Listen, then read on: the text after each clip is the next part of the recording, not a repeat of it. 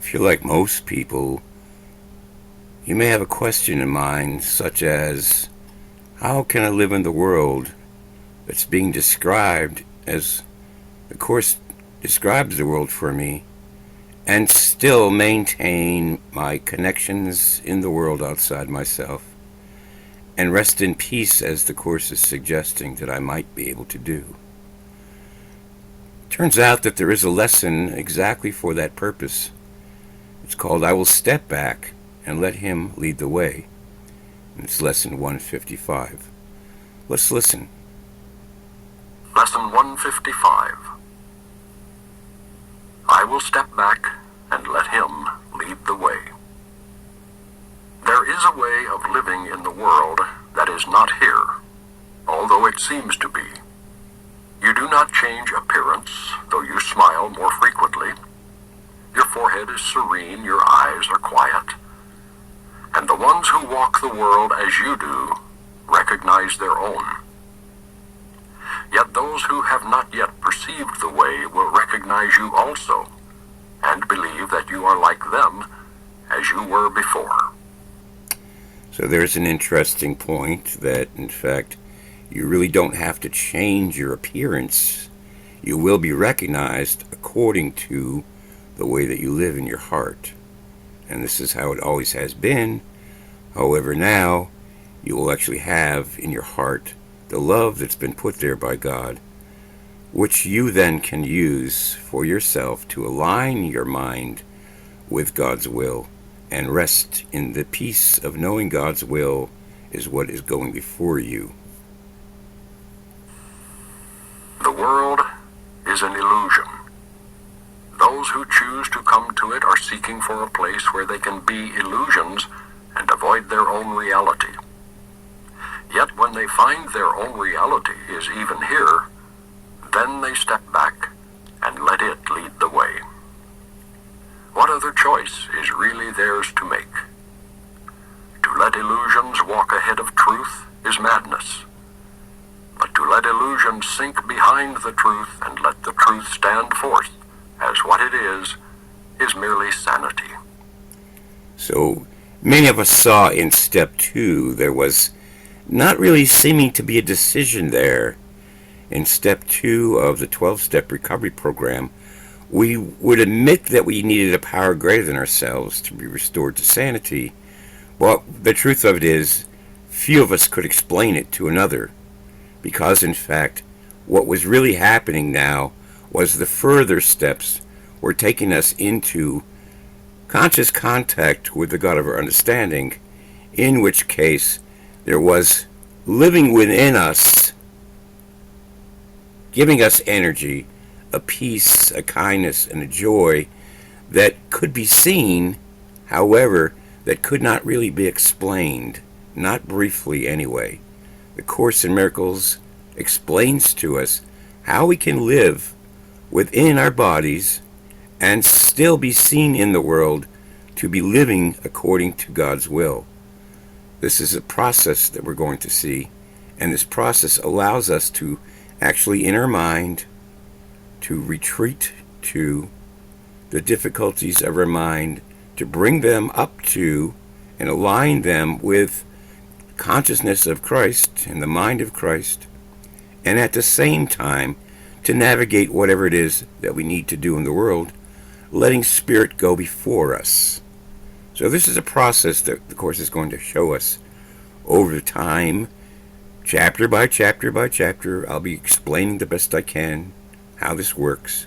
Chapter by chapter by chapter, you'll see that the learning that is necessary for you to see yourself free from all fears, guilt, frustrations, difficulties of any kind, you'll see this beginning to retreat into the background as your loving, peaceful, kind heart begins to extend itself to others. This is the simple choice we make today. The mad illusion will remain a while in evidence for those to look upon who chose to come and have not yet rejoiced to find they were mistaken in their choice. They cannot learn directly from the truth because they have denied that it is so. only need a teacher who perceives their madness, but who still can look beyond illusion to the simple truth in them. So one of the things that the Course makes aware in our minds is that we need to study this individually, and we need to make these choices individually, and we need to commit ourselves individually to see within ourselves a restoration of our minds to the truthful or right mind. So this is an individual process. The teaching of A Course in Miracles is given to us by Jesus. It was scribed by Helen, and it was recorded with Helen and Bill, and then later edited, and this is not my doing for sure. So me claiming to be a teacher of A Course in Miracles is according to what the Course in Miracles teaches me, much of it in the Manual for Teachers, which we'll get to much later on. But for the time being, what we're seeing is that the teacher is now becoming something that's within you. You begin to become the teacher of what it is that you are learning. So whether you can share this with another person or not doesn't matter, but it's necessary for us to see that the direct learning of it is only something that we can allow ourselves to see within. We can't actually project it outwardly.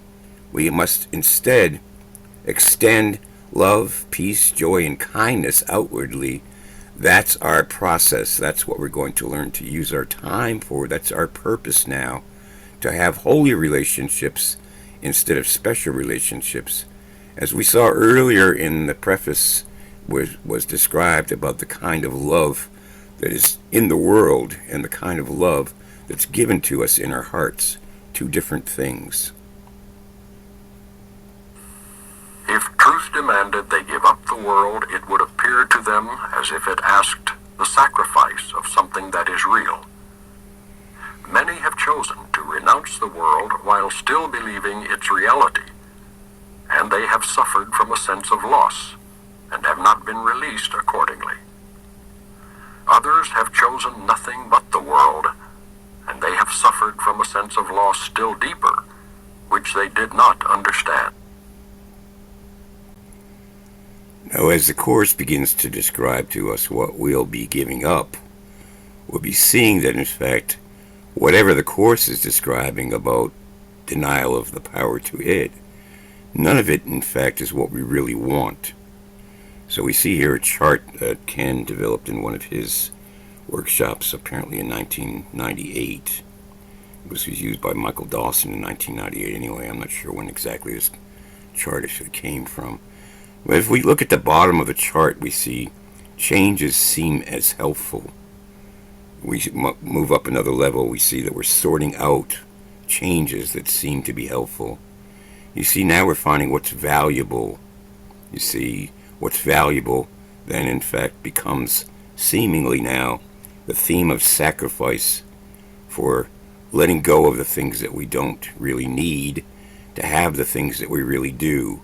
It's a trade-off here that seems to be happening here. There's a lot of hard work, it seems like, making choices, and the learning that seems to be needing to be done seems to require hard work. You may feel like you're at that point when you look at the Course in Miracles and it seems all sort of hazy at first. You're learning to give up what's valueless. The first lessons of the workbook help you to see that you can give up what's valueless when you begin to see the meaninglessness of it. We see then we're going to learn to consolidate some of our learning. We're going to need to remember some of the Course material so that when we seem challenged, when we're not really standing back from fear, from guilt, from frustration, from worries, from deep concerns about our loved ones or about ourself, when we're not stepping back in the realization that all of that is an illusion of the mind that blocks us from peacefulness, blocks us from the love that's in our heart at the mind level, then we see the mind must change. And so the consolidating of learning is going to be useful for that purpose. Some people go through a place then called the dark night of the soul. Sometimes it seems even more difficult than when everything was sort of brand new and kind of hazy. Because now, even though they're stepping back and practicing what the Course is teaching to us for the better use of our time, they're still finding themselves challenged by their past.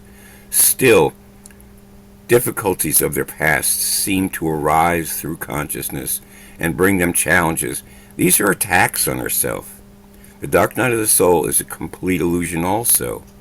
It's not real. It's the sense about ourselves that we've failed in the past, that our difficulties are too much to overcome, that we have low self-esteem, that we don't have self-worth, that we're not worthy of God's attention. These kinds of attacks seem to want to come back into the foreground to block again the will of God, to block again the truth, to block again the love that we would like to have in our hearts. So there's a holding out period here that we're going to need to see something about it. We don't have to suffer, though, the dark night of the soul. It's not put there to see you must suffer. That's not the case at all. Above that begins to become the realization of the real world. Now the indirect learning that comes through the Course, that comes through our taking our time to study, this now becomes something that reminds us that there's something even greater than what we've learned so far or read so far that's going to be really now established, well established in our hearts. The love of God well established in our hearts. And so then, between these paths that we may select for the time being that seem to lead us in a direction that we want to go towards, this love in our hearts, then we're going to see there are choices along the way. Let's continue listening to Lesson 155. Between these paths, there is another road that leads away from loss of every kind. For sacrifice and deprivation both are quickly left behind. This is the way appointed for you now. You walk this path as others walk, nor do you seem to be distinct from them, although you are indeed. Thus can you serve them while you serve yourself, and set their footsteps on the way that God has opened up to you, and them through you.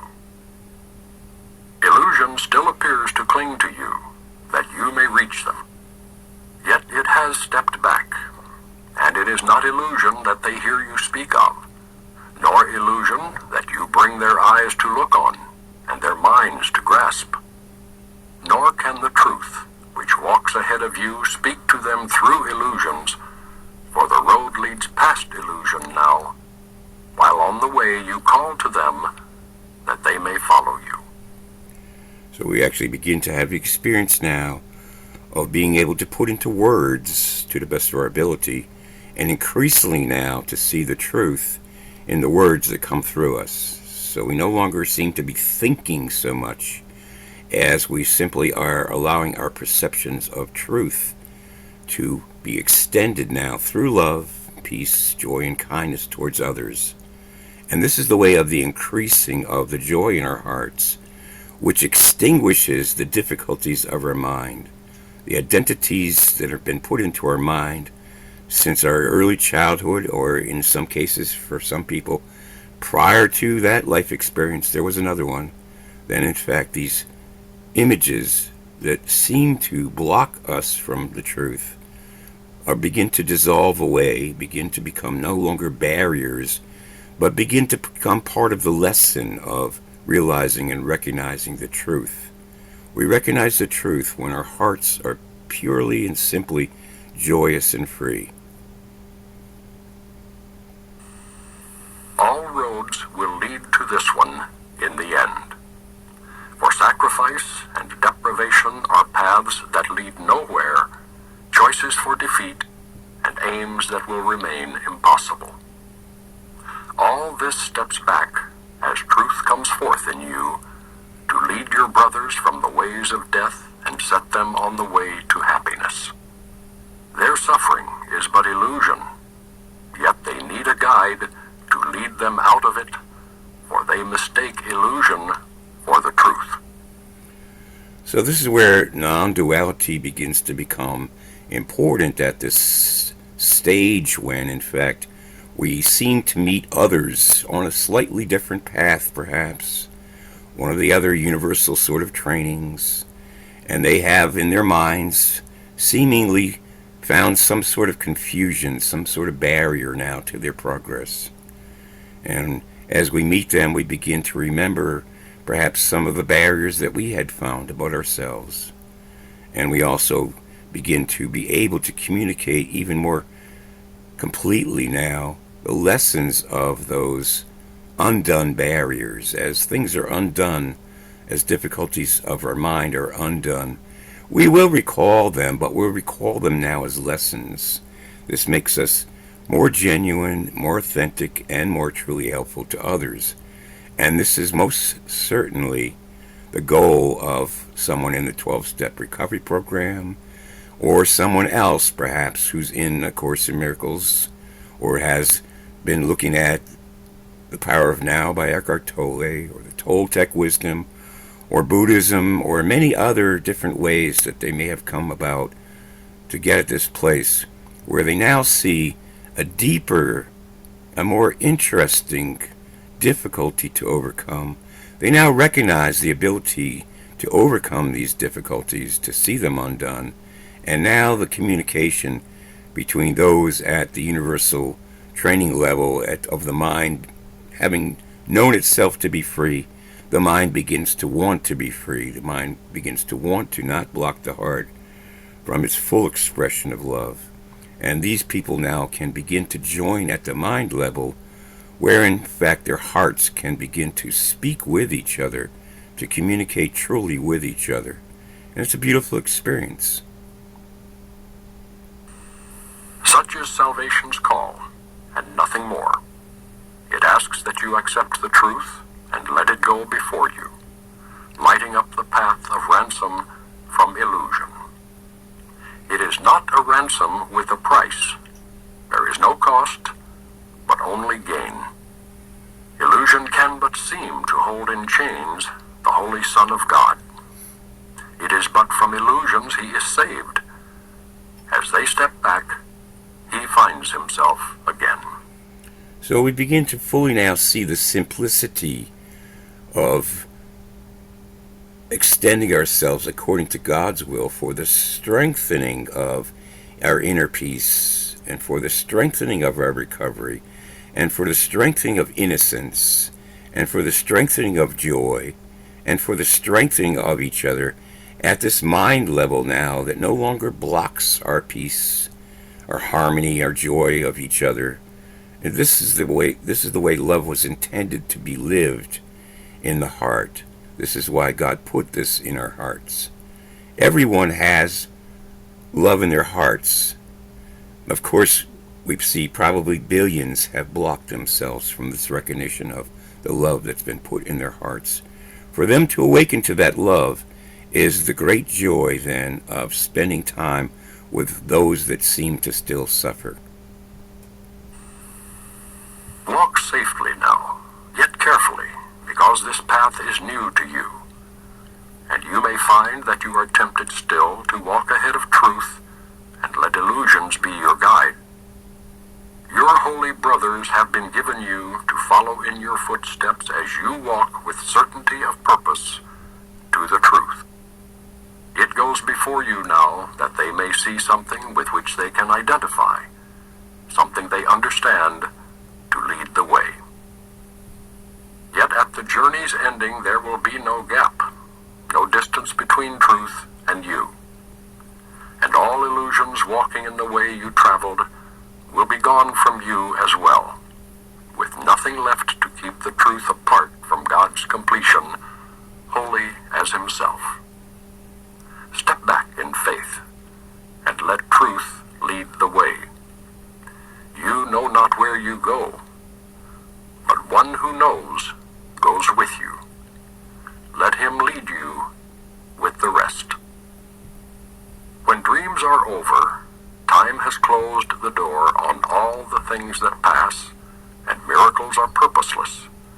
The Holy Son of God will make no journeys. There will will be no wish to be illusion rather than the truth. And we step forth toward this as we progress along the way that truth points out to us. This is our final journey, which we make for everyone. We must not lose our way, for as truth goes before us, so it goes before our brothers who will follow us. We walk to God. Pause and reflect on this. Could any way be holier or more deserving of your effort, of your love, and of your full intent? What way could give you more than everything, or offer less and still content the Holy Son of God? We walk to God. The truth that walks before us now is one with Him and leads us to where He has always been. What way but this would be a path that you would choose instead? Your feet are safely set upon the road that leads the world to God. Look not to ways that seem to lead you elsewhere. Dreams are not a worthy guide for you who are God's son. Forget not, He has placed His hand in yours and given you your brothers in His trust, that you are worthy of His trust in you. He cannot be deceived. His trust has made your pathway certain and your goal secure. You will not fail your brothers, nor yourself. And now He asks but that you think of Him a while each day, that He may speak to you and tell you of His love, reminding you how great His trust, how limitless His love. In your name and His own, which are the same, we practice gladly with this thought today. I will step back and let Him lead the way, for I would walk along the road to Him. So for those of us that use the 12-step recovery program, we begin to see this is the increasing of a conscious contact with the God of our understanding. This is exactly what step 11 was bringing home to us. It says essentially that all the earlier steps have let us see authority greater than ourselves, have let us see the process of decision making, which allows us to make decisions with the God of our understanding, have begun to see the need for inventory on a daily basis, and to try and resolve our difficulties, whatever seems to be blocking our way, to see that we can realign our hearts again with God's will. So it's a very simple process, just like the 12-step process. Don't make it more complicated than it really is. It isn't complicated at all. You just need to see yourself ascending in the chart as we see it here to the real world. There are no difficulties along the way, really. All difficulties are illusions. All experience of difficulties are illusory. They bring into the present moment the identities that we've made about the past, such that it blocks ourselves from the love of the future. We want to have a love of the future. That's what was put in our hearts.